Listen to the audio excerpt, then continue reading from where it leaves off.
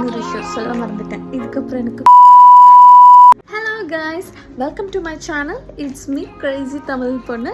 I'm back to my channel finally after long gap இல்லை, அது வந்துட்டு இயர்ஸ்ன்னு சொல்லலாம்.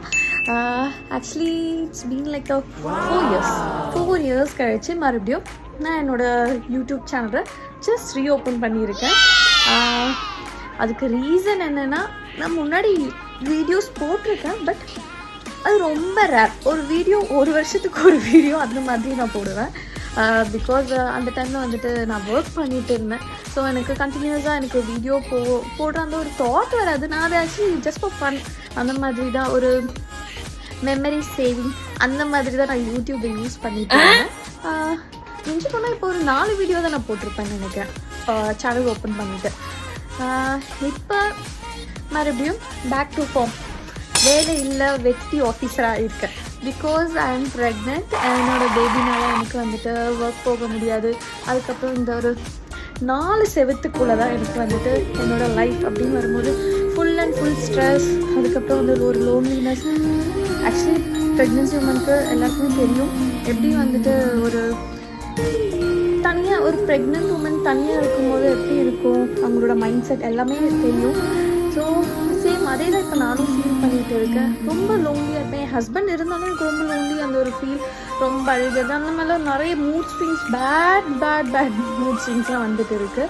ஸோ அதனால் நான் வந்துட்டு டிசைட் பண்ணேன் அகெயின் நம்ம வந்துட்டு யூடியூப் சேனல் ஸ்டார்ட் பண்ணலான்னு, வீடியோஸ் அப்லோட் பண்ணலான்னு. இது வந்துட்டு என்னோடய இன்ட்ரோ வீடியோ. ஸோ ரொம்ப பேசி போர் அடிக்க வேண்டாம்னு நினைக்கிறேன். இது வந்துட்டு ஜஸ்ட் ஒரு ஷார்ட் வீடியோ. இந்த வீடியோவில் வந்துட்டு ஜஸ்ட் இது இன்ட்ரோ வீடியோ. ஸோ அதனால் எந்த மாதிரி வீடியோஸ் வந்துட்டு இதுக்கப்புறம் போஸ்ட் பண்ண போகிறேன்னு நான் சொல்கிறேன். மோஸ்ட்லி வந்துட்டு என்னோடய சேனலில் வந்துட்டு cooking and personal walks, mostly personal walks, அவ்வளோதான். எனக்கு குக்கிங்னால் சத்தியமாக எனக்கு தெரியாது.